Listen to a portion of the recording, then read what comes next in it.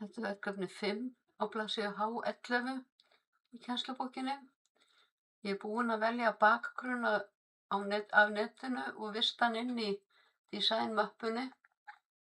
Það er hérna Business Diamond og síðan ætla ég að fara í flipan hérna Insert Icon, Insert Icons og ég ætla að finna mynd af stjörnum. Hérna. Að velja þetta hérna. Ég geti líka valið einhverja mynd á netinu en ég ætla að fara hérna og setja þessa mynd inn hérna. Nú ætla ég að fara í Slide Master. Ég ætla að klippa þessa mynd út. Hérna, Ctrl X. Og ég ætla að fara í View og Slide Master. Og ég ætla að breyta leturgerðinni í Aptos.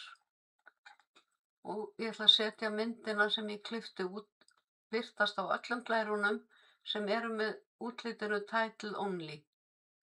Ég ætla að finna það hér og það er hérna Title Only og ýta á Ctrl V eða Paste og ég ætla að láta þessa mynd vera á öllum glærunum hérna í hægra horninu og ég ætla að loka Slide Master hérna.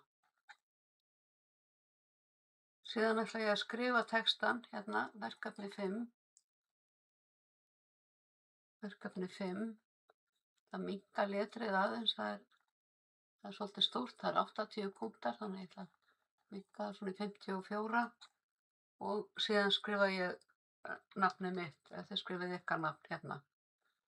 Og af því að þið eru að gera þetta verkefni frá grunni, þá þurfið að velja sjálf næstu glæru og þá farið þið hérna í New Slide og veljið Title Only. Og hérna sjáum við að myndin af stjörnunum er komin í hornið. Ég skrifa hérna sólkerfið og síðan ætla ég að sýna ykkur í öðru myndskeiði hvernig þið setjið inn töflu. Þannig að ég ætla að vista núna